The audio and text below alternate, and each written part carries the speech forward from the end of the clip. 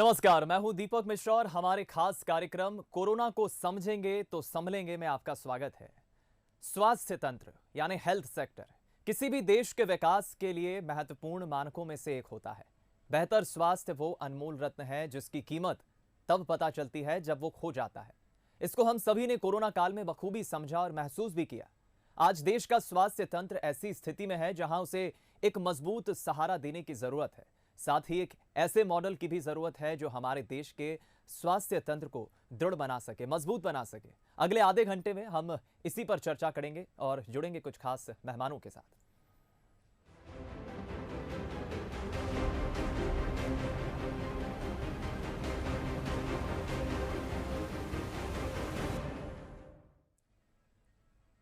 Corona महामारी के इस दौर में स्वास्थ्य सेवाओं का मजबूत होना क्यों जरूरी है, इसका एहसास हम सभी को हुआ। कोरोना काल में स्वास्थ्य सेवाओं पर जो असर पड़ा, ये किसी से छिपा नहीं है। ऐसे में देश के स्वास्थ्य तंत्र को और मजबूत कैसे किया जाए, ये सबसे बड़ा सवाल बना हुआ है। जाहिर है इसके लिए एक कारगर मॉडल की जरूरत है। देखिए पहले रिपोर्ट। कोरोना काल में देश का हेल्थ सेक्टर बड़े इम्तिहान से गुजरा।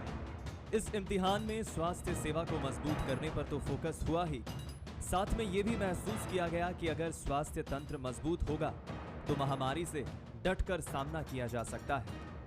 तीसरी लहर की आशंका को देखते हुए सरकार का फोकस देश के स्वास्थ्य तंत्र को सुदृढ़ बनाने पर, लेकिन इसके लिए जरूरी है कि ऐसे मॉडल की जो न सिर्फ कोरोना महामारी से सुरक्षा दे बल्कि आगे आने वाली तमाम ऐसी चुनौतियों का सामना भी कर सके।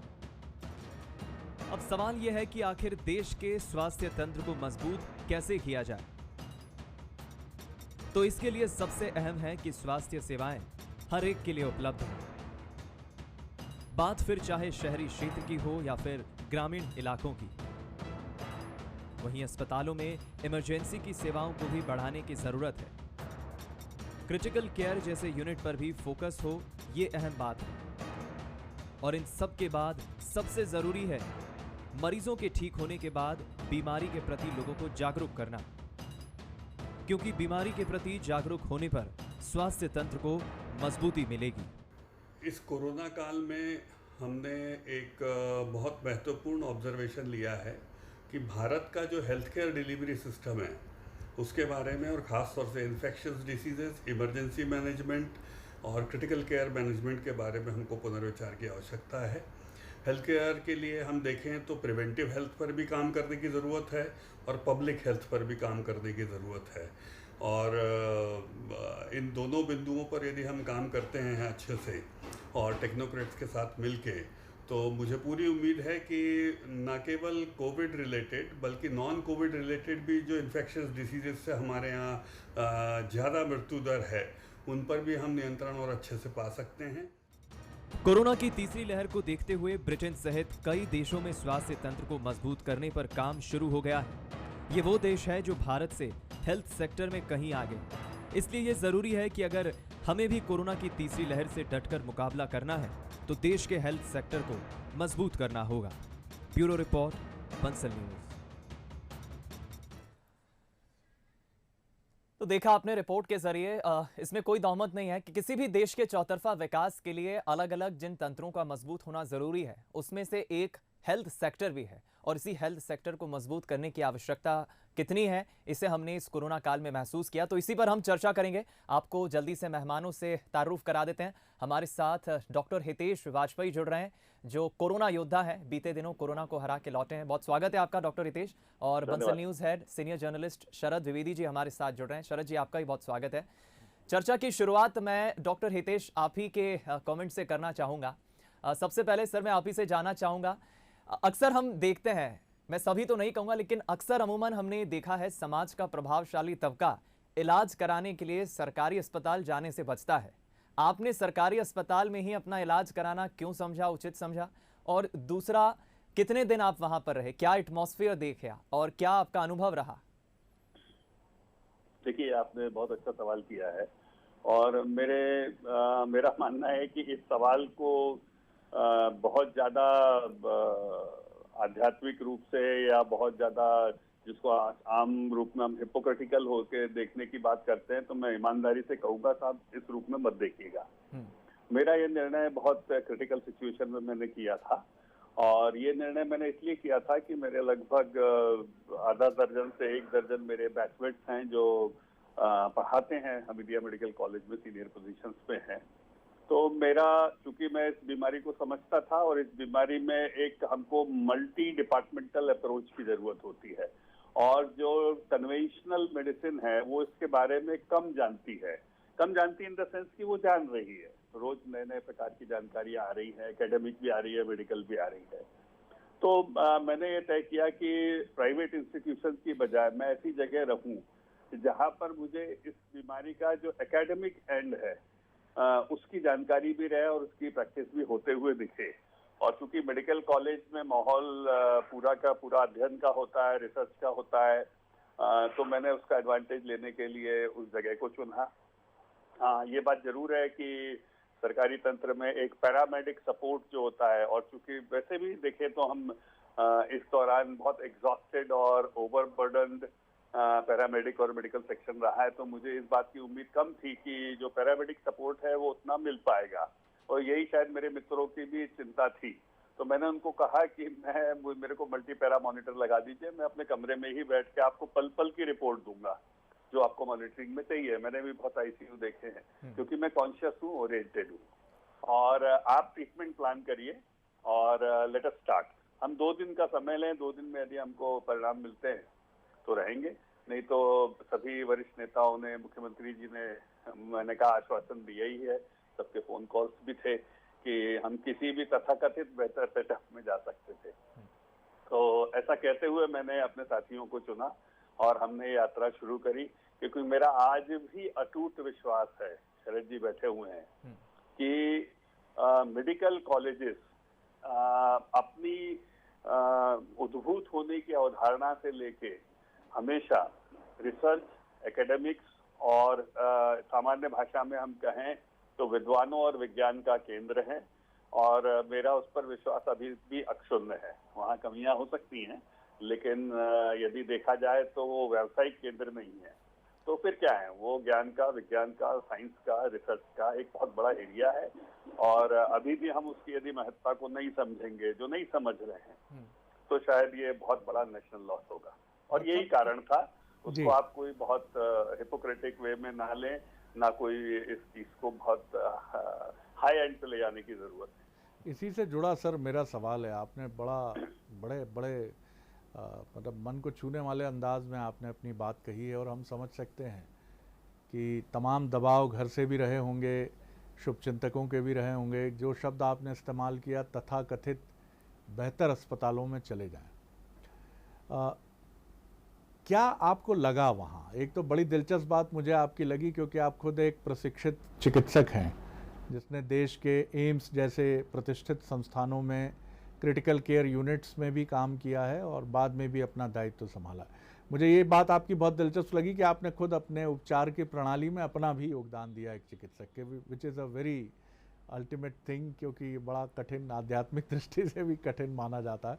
डॉक्टर हितेश वाजपेयी, मुझे ये बताइए कि वो भूख सरकारी सेक्टर में क्यों नहीं है, ख़ासतौर से चिकित्सा में और स्कूल शिक्षा में, लेकिन यहाँ हम चिकित्सा की बात कर रहे हैं, कि श्रेष्ठ दिखने का एक भाव जिसकी तरफ आपने इशारा किया, तंत्र से सहयोग नहीं मिला, जो भी चीज़ें आपने वहाँ महसूस क्या किया? इतनी बढ़िया लड़ाई लड़ी, आप स्वस्थ होकर फिर हमारे साथ हमारे सामने हैं और यशस्वी हों, दीर्घायु हों, शुभकामना आपको, लेकिन आपने क्या महसूस किया? डॉक्टर, पैरामेडिकल स्टाफ वहाँ मायूस क्यों रहता है? ऐसा जो परसेप्शन है हमारा। शरद जी, कोई मायूस नहीं रहता। एक मैं बहुत आपको अनुभव बताता हूँ अपने जीवन का, आप भी बहुत अच्छे से जानते हैं कि पहली चीज तो हम ये विचार छोड़ दें कि भारत में कोई बहुतायत लोग सब खुश हैं, और खुश होने का कारण 2 लोग सबसे ज्यादा खुश होते हैं, एक जो परम ज्ञानी होते हैं, जो सत्य को प्राप्त हो जाते हैं, और एक अज्ञानी होते हैं, क्योंकि उनका सत्य से कोई सरोकार नहीं होता है। तो मैं बहुतायत रूप में भारत में ऐसे लोगों को देखता हूँ जिनके अंदर प्यास ही नहीं है, तो वो संतुष्ट हैं।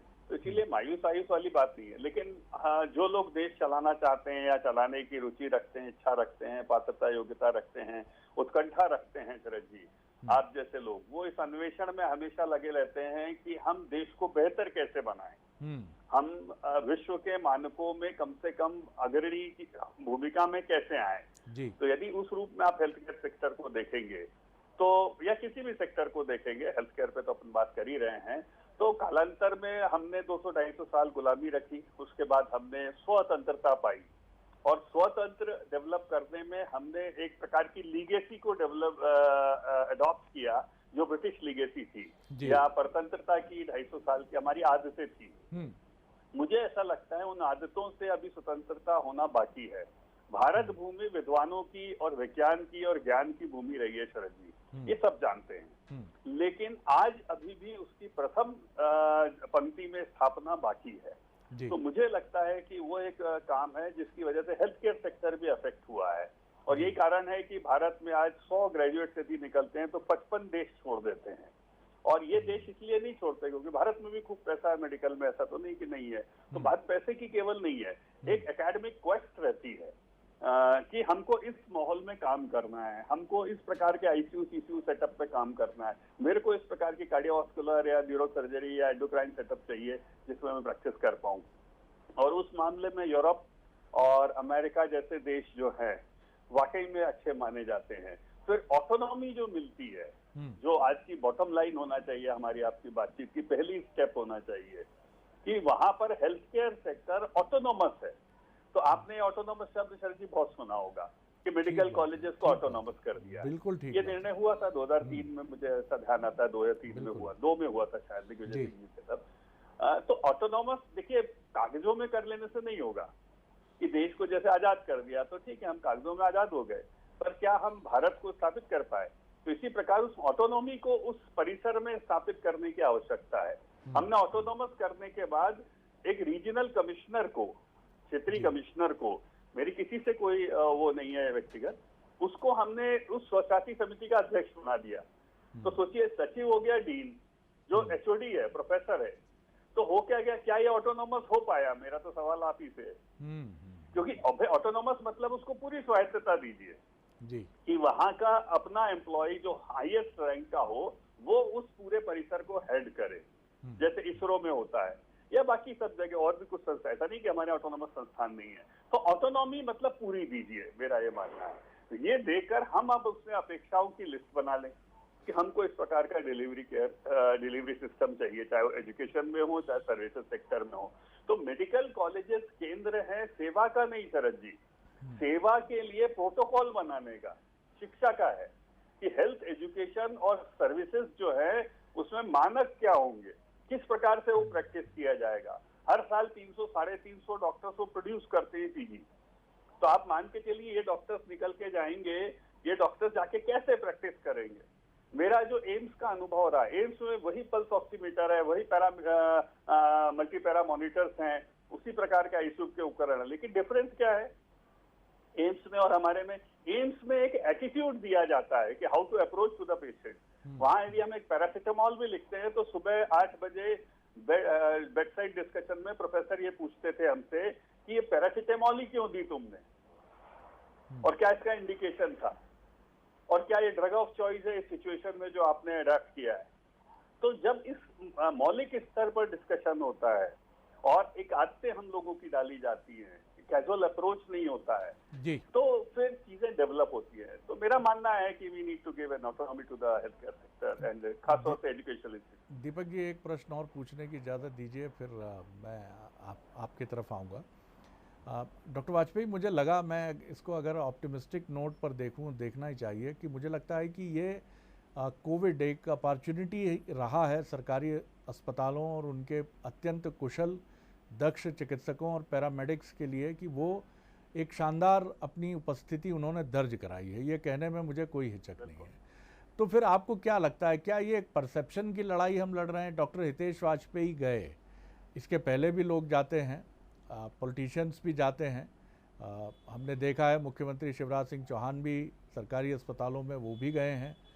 इसके पहले कमलनाथ जी थे, उनकी भी एक सर्जरी हमने सुनी, वो भी सुनी क्या, वो हुई हमीदिया में। क्या ये साफ चादरें, साफ स्वच्छता, सरकारी हॉस्पिटल जिस प्रेशर के आगे परेशान हो जाते हैं, निजी सेक्टर अपनी साफ सफाई उसके आगे, लेकिन इफ़िशिएंट स्टाफ और चिकित्सकों की बेहतर मौजूदगी, इसमें उनका कोई मुकाबला। इस अंतर को आप कैसे देखते हैं? देखिए, कोई भी प्रतिष्ठान वो बनाया क्यों गया है शरद जी, ये उसका मूल अवधारणा क्या है उसकी, उसके जन्म की, ये कहीं ना कहीं छाया तो रखेगी। तो यदि मैं एक 100 बिस्तर 50 बिस्तर का अस्पताल इसलिए बनाता हूँ कि उससे मेरी आजीविका चले, तो स्वाभाविक है कि मेरा जो फर्स्ट प्रायोरिटी है, पहला लक्ष्य है आजीविका चलाना। वहीं पर मेडिकल कॉलेजेस इसलिए बनाए गए हैं जो समाज में चिकित्सकों को पैदा करे, नजीरें पैदा करें कि हाउ द प्रैक्टिस कैसे की जाएगी। हम प्रोटोकॉल सेट करने के लिए हैं और कर रहे हैं वो। आज भी मैं यदि नाम भी लेना चाहूं तो लोकेंद्र दवे जी, डॉक्टर पराग और ऐसे लोग हैं वहां पर जो बहुत मदद कर रहे हैं। लेकिन फिर मैं कहना चाहूंगा उनको थोड़ी सी स्वतंत्रता और दीजिए और उनको एक केंद्र बनेगी। जैसे आपने बात की, बहुत अच्छी बात कही। मैंने एम्स में देखा, कोई सीनियर पॉलिटिशियन नहीं हुआ, बारिंग पार्टी पॉलिटिक्स, जो खो दिया उसके माँ बाप एम्स में भर्ती नहीं होते होंगे, उनका इलाज नहीं होता होगा। और होता था, हमें बहुत अच्छा लगता था, गर्व महसूस होता था जब समाज के प्रतिष्ठित लोग ऐसे इंस्टीट्यूशन में आते हैं। तो स्वाभाविक है कि हमको एक गौरवान्वित करने वाली फीलिंग आती है कि ये लोग शहर के बड़े अस्पतालों में ना जाकर हमारे पास आए हैं। तो नेचुरली जान प्राण आता है। लेकिन मैंने वही कहा, पहली चीज ऑटोनॉमी हो गई। अब दूसरी चीज यदि आप देखें तो देखिए, आपको you need to have a public health system which is again autonomous. सबके ऊपर आप सेक्रेटरिएट रखिए। देखिए, लोकतंत्र में इसकी स्थापना, सेक्रेटरिएट होगा ही होगा, सेक्रेटरिएट के ऊपर विधानसभा होगी ही होगी, सबके मंत्री होंगे, कमिश्नर्स होंगे, प्रिंसिपल सेक्रेटरीज होंगे। लेकिन एक स्तर के नीचे उनको ऑटोनॉमी देना बहुत जरूरी है। फिर उसके बाद आप उनसे एक्सपेक्टेशंस रखिए और प्रोटोकॉल सेट करिए। लंबी चर्चा है शरद जी, और विश्व के आप उन देशों को उठाइए जहां ये बहुत अच्छे से चल रहा है। जैसे यूके का सिस्टम है, यूके का हेल्थ केयर डिलीवरी बहुत अच्छा माना जाता है, उनका जो नेशनल हेल्थ सर्विसेज है वो बहुत अच्छी मानी जाती है। तो उसके क्या अच्छाइयां हैं? तो अभी तो क्या है, हम पीछे हैं, जी, तो उन्हीं जी, को ले लें। वक्त कम है डॉक्टर वाजपेयी, बिल्कुल आपने सही कहा। जो मैं आपकी बातचीत से मेरे दिमाग में जो कुछ चीज़ें कौंधी हैं, जल्दी से मैं व्यूवर्स के सामने रखने की कोशिश करता हूं। एक तो बहुत ल्यूक्रेटिव पैकेजेस होने चाहिए डॉक्टर्स के, दूसरा निजी और सरकारी क्षेत्र के बेहतरीन चिकित्सकों के बीच में, क्योंकि ये प्रतिभाएं निकलती मेडिकल कॉलेजेस से हैं।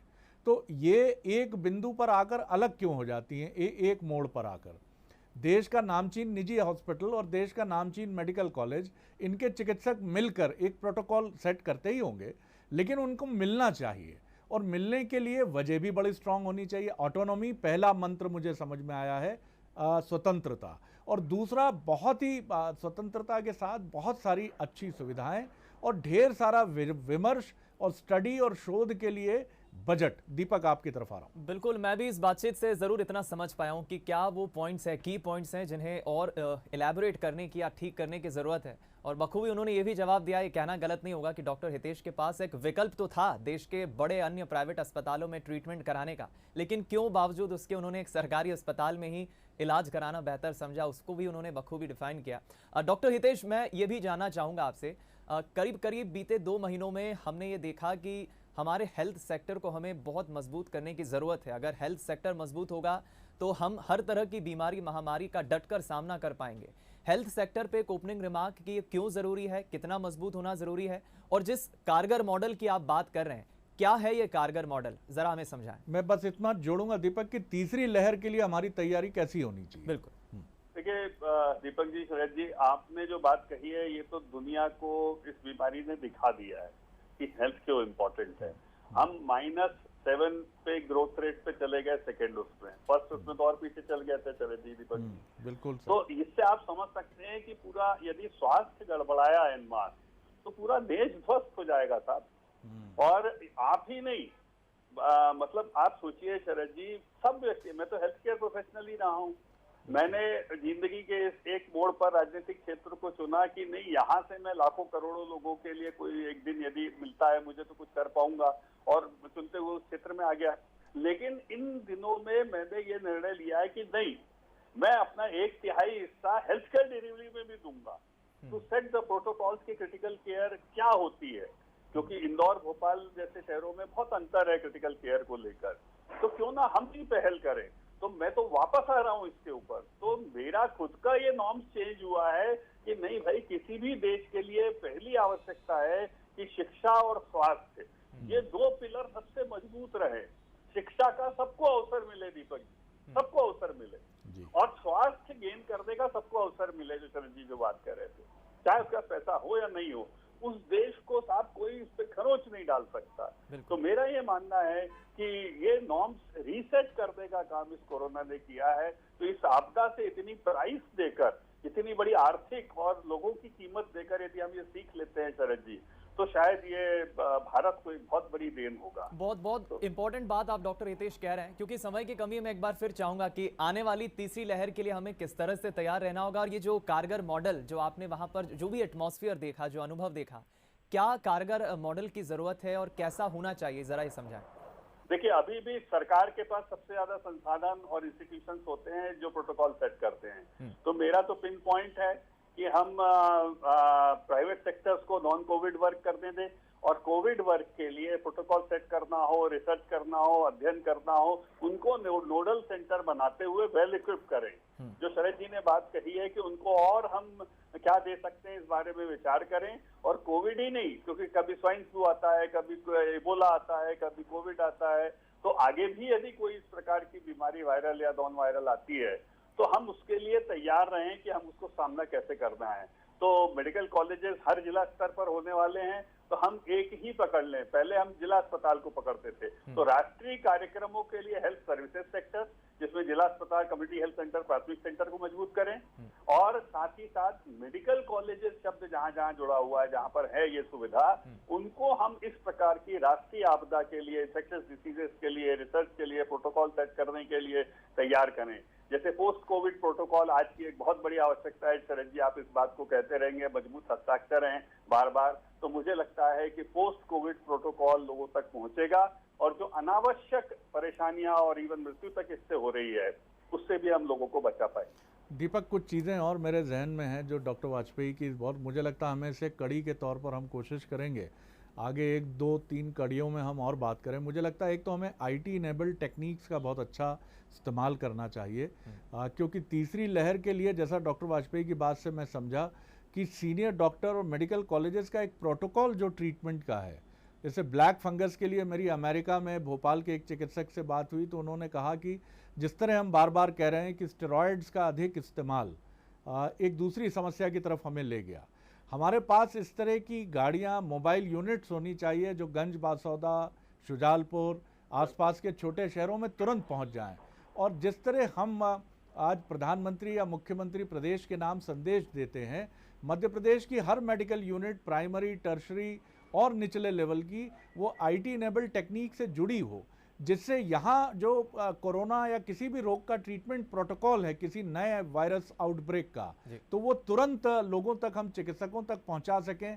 ऑक्सीजन कैसे, कितनी, ये मेडिसिन कैसे, कितनी, और ये तमाम चीजें। दीपक, संक्षिप्त में डॉक्टर हितेश कुछ ऐड ऑन करना चाह रहे हैं जी। हाँ, बस एक लाइन और। सर जी, हमारे यहाँ आपने तो रिपोर्टिंग भी करी है उस दौर में, हमारे यहाँ 3 पिलर हैं, director public health, director medical education और डायरेक्टर हेल्थ सर्विसेज, DHS जिसको कहते हैं। इन तीनों पिलर को एक जारी कर दिया था जब नेशनल रूरल हेल्थ मिशन और नेशनल अर्बन हेल्थ मिशन आए थे। अब फिर से हम तीनों का महत्व समझे, जो आप बात कह रहे हैं कि डायरेक्टर मेडिकल एजुकेशन और डायरेक्टरेट का अपना काम है अलग, डायरेक्टर हेल्थ सर्विसेज का, हेल्थ केयर डिलीवरी अलग बहुत बड़ा काम है, और डायरेक्टर पब्लिक हेल्थ एक बहुत बड़ा इंपॉर्टेंट जगह है। तो तीनों जगह पर टेक्नोक्रेट्स को स्थापित करके उनके महत्व को समझते हुए, जो ऑलरेडी एग्जिस्टिंग है, और मजबूत किया जाए। मुझे लगता है कि ये एक बहुत बड़ी और शॉर्ट जो इमीडिएट अप्रोच है वो होना चाहिए। बिल्कुल दीपक, बस नटशेल में यही है मंत्र कि हेल्थ और एजुकेशन को इसरो की तरह एक ऑटोनॉमी की जरूरत है। फिर आप ये देखिए कि ये दोनों किस तरह मिसाइल की तरह दुनिया के आसमान में उड़ते हैं। हमारे ये सेक्टर किस तरह लोगों को आयुष्मान का आशीर्वाद भी देते हैं, शिक्षा का एक रोशनी भी देते हैं, और किस तरह हम सबको आरोग्य और पढ़ाई की शक्ति से संपन्न भी करते हैं। बिल्कुल ठीक कहा आपने। मैं समझता हूं बहुत ही कारगर, सकारात्मक और एक महत्वपूर्ण चर्चा ये रही है, जिसमें हमने अलग अलग की पॉइंट्स पे बातचीत की है। डॉक्टर हितेश ने भी इशारा किया कि नोडल सेंटर हम बनाकर उन्हें वेल इक्विप्ड करें, और भी तमाम ऐसी चीज़ें स्टेप बाय स्टेप अगर हम इन्हें दुरुस्त करें, ठीक करें, तो वाकई हेल्थ सेक्टर को मजबूत करना ये बहुत आसानी से संभव हो पाएगा, क्योंकि समय की अपनी मर्यादा है और चर्चा हमें और भी करना चाहिए। हम आगे लेकिन जरूर हम कोशिश करेंगे दीपक की इस पर और बात करें। बिल्कुल, एक आगे दो हम कड़ियों कोशिश में। करेंगे एक बार फिर इसी चर्चा को आगे बढ़ाएं। यहाँ से आप दोनों मेहमानों का, डॉक्टर हितेश वाजपेयी और शरद द्विवेदी जी, आप दोनों का बहुत शुक्रिया इस चर्चा में शामिल होने के लिए। तो कोरोना काल में हमने जिन हेल्थ सेक्टर में जिस कमी को महसूस किया, या हम ये कहें कि जिन परेशानियों को देखा, वो अब आने वाली तीसरी लहर में इस तरह की कोई परेशानी या मुसीबत ना हो। हेल्थ सेक्टर को और क्या बेहतरी से हम मजबूत कर सकते हैं, इस पर हमने चर्चा की। इस खास पेशकश में फिलहाल इतना ही। दीजिए इजाजत, नमस्कार।